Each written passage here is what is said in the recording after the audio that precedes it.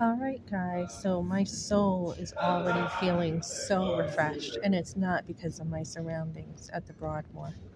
I've been here many times. I usually come around here and walk and enjoy the atmosphere, but my soul is really refreshed because of the Proverbs. I'm reading this book of Proverbs and having time with God. I'm just like, oh my goodness, Lord, I have not had much time with you as much as I desire. And I'm like, I need you. I need to be refreshed. And that's what God does when you're like a deer that pants for water, right? If you're a Christian, you are going to desire God's presence, His word, more than life itself. So I'm just doing some reading here. And in Deuteronomy, it talks about training your children up and doing the best that you can. And, it's really important in Jewish culture. The main training ground was the home. Yes, they thought schools were important, but the main training ground is always the home. It always is. Even my neighbors, like, oh, my mother used to use extension cords to discipline us. And I'm thinking, oh my goodness. He's like, she was really strict, but I'm better off for it today. So, not just discipline, but correction, teaching, mostly teaching, right? Because it talks about in Proverbs training up your children, right? And I remember when I first became a Christian and I turned my life around, and I just, I knew I wanted better for my kids than what I had. So I was invited to church shortly after um, the whole thing with the pregnancy center, and I shared about an abortion. I blurted it out. My husband was the first one I told as a friend. I told him about my abortion.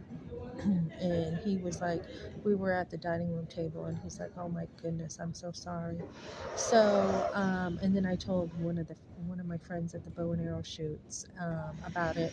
I was sleeping over on a waterbed, and we were talking, and she's like, oh my goodness, are you okay?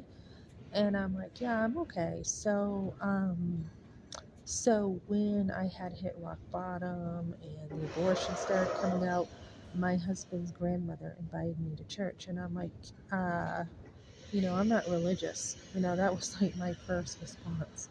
And I'm like, religion? I'm not religious. But I knew I wanted better for my kids. So I went to church, and the second time I walked up in 93 with my son in a stroller, heard the gospel. The first time she brought me, she's like, oh, this church isn't that friendly. I'm not going. And I'm like, well, I like it. I mean, I had no expectations, no standards basically for a church at all. So I went back, luckily, by myself, well, with my son, and they were very friendly. They were actually like, oh, he was so cute. I had the cutest babies, I'm telling you, the cutest in the world. So they're like, he is so adorable. And so my first time at church, I heard the gospel and got saved. And then I was mentored. And I'm like, oh my goodness, you can actually train your kids. It was unheard of to me, unheard of in my family. And I was actually the only one saved at first out of my whole entire family. And so for me, I was just like, why, God? Why would you pick me out of every single generation to save me? I mean, like, my grandparents were not really saved. As far as I know, their parents were not really saved. So out of every single person, and I know a lot of people, almost a whole state of people I know. And I was just like, why me out of every single person? And it's still humbling to me today. I mean, I could want to cry because it humbles me to think of what God did for me. So he pulled me out of like a worldly philosophy, and he pulled me close to him, and he taught me, and I had mentors who taught me to train your kids.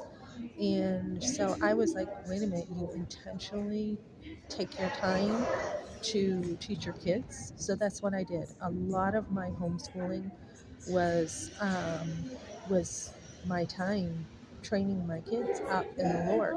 That's what it was. It was more than even educating them. It was teaching them about God. And they're all walking with God, except one is struggling um, with a lot of worldly influences he has had. But yeah, you want to train your kids up. There's a very, very short time in life to do this. So I came from, like I shared in my teen years and everything, very worldly, into maturing into a woman who loved God.